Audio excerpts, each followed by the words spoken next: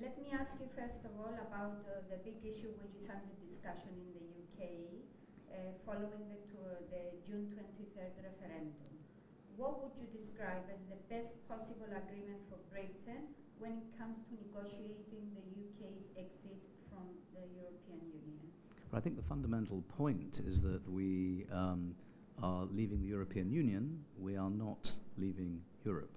So the United Kingdom will remain an outward-looking, trading, global government, global country.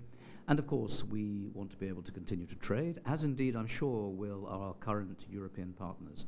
So there will be a process of departure. It'll be a 2-year process formally triggered by our triggering Article 50 of the Lisbon Treaty. So, but in the meantime, of course, we are discussing trade deals, how we will try and keep tariffs to a minimum and things like that. But it's too early to say exactly what this will look like. All options are open, and we're taking time to try and work out exactly how we go about this. On your discussions here in Cyprus about the Cyprus question, how would you assess the state of play in the peace process that is ongoing here? Look, I think there's a strong feeling everywhere we went that the discussions are more developed and are in a more hopeful state than I think we've seen before. And so everybody would like to see these reach a successful conclusion. And certainly I think for the long-term interests of Cyprus and the prosperity of future generations, we'd like to see this happen. So let's hope that the negotiations can be brought to a successful conclusion. And indeed, the purpose of my visit is to come here as a guarantor country to say, look, we want this to work, and we hope that it will. Yesterday, in some of your statements following your meetings here, you talked about very good and encouraging progress. Would you care to qualify this and explain to us exactly what this means? Well, look, the exact details, of course, are for the two sides. It's not for us to get involved in the detail or to instruct or direct or anything. But from the feeling that we get and the discussions we've had, I think a lot of the ingredients are at a very good advanced stage. There are always loose ends which still need some more work. But I think there is quite clearly good faith on both sides and a very strong wish to reach a conclusion. And I sense that there is good trust between the two sides, and that is a very, very important element, I think, in the path towards a successful outcome. So the UK, I here as a minister, are there to encourage and to say, we hope you'll see it through to the finishing line. In another of your remarks, you talked about exercising constructive influence behind the peace process in Cyprus. What exactly do you mean by exercising constructive influence? Exactly that. And Britain, of course, has a very, very close association with Cyprus, something which I hope will actually deepen over the next few years.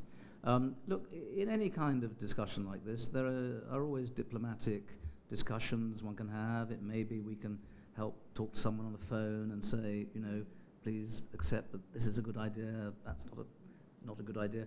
And I think that, you know, just knowing that United Nations, Britain, the European Union, all want this to happen, I hope will give the sort of constructive encouragement to the negotiators and to the two sides, which will help bring them together to a successful agreement.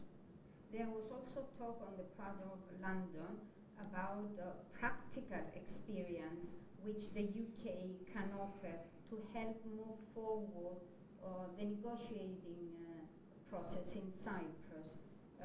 In what areas would you say this practical experience can be useful or which you can offer? But you know what, we are always there because we've been involved in many negotiations over the years, including our own Northern Ireland process, which is very different in many respects. But my feeling is that what's so good about what's happening is that it's happening naturally from within Cyprus, and that they're doing it themselves, and that probably the less outside interference, the better.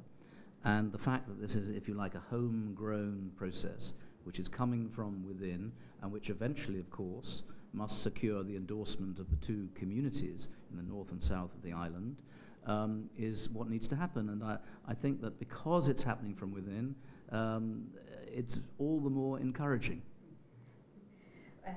One more thing relating again to the peace process. In the past, London offered, and I'm talking about the solution plan of 2004, the UK offered to relinquish part of the territory of the SBA. Where does London stand in terms of this proposal today?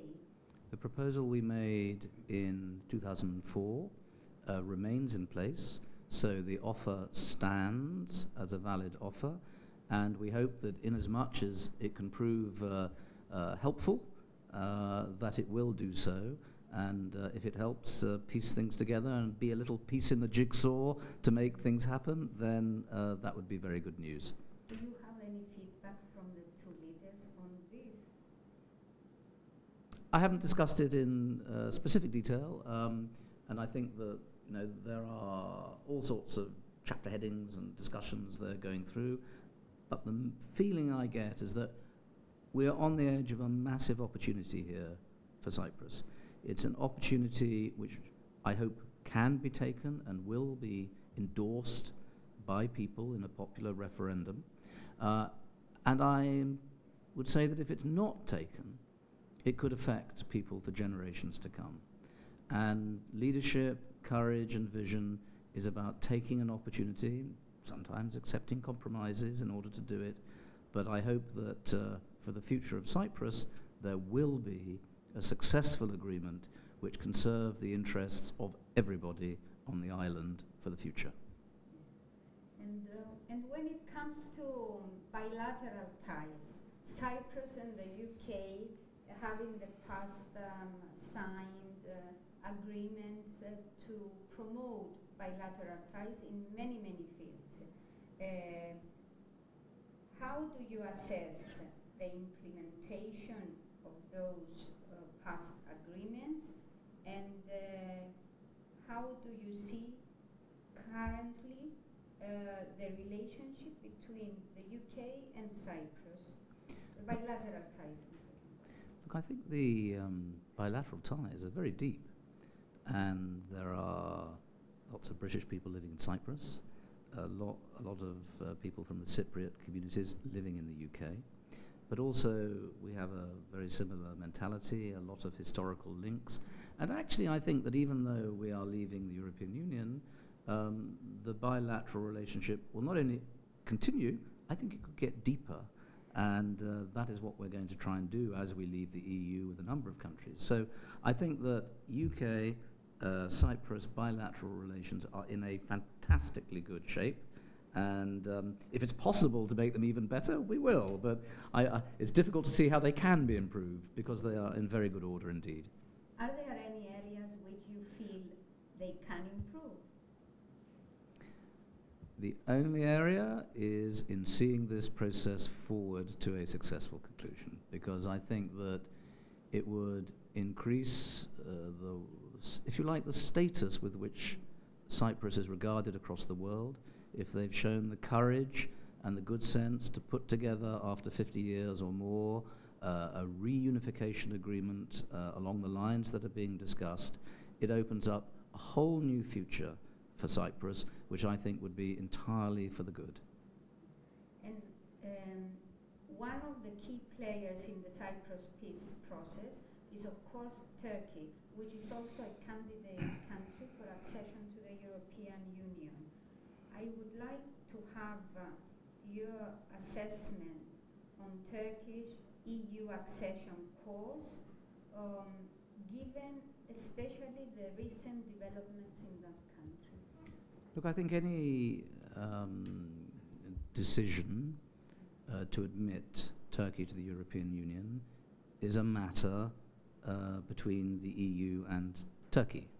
So I think it would be sort of impertinent for us at the moment to interfere in that. I have recently been to Ankara. The way in which people tried to displace the government in an attempted coup was totally unacceptable, and we have condemned that outright.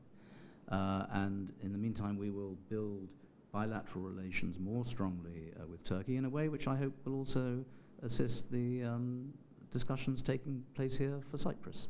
And that is my priority as the Minister for Europe in the new Theresa May government in the UK.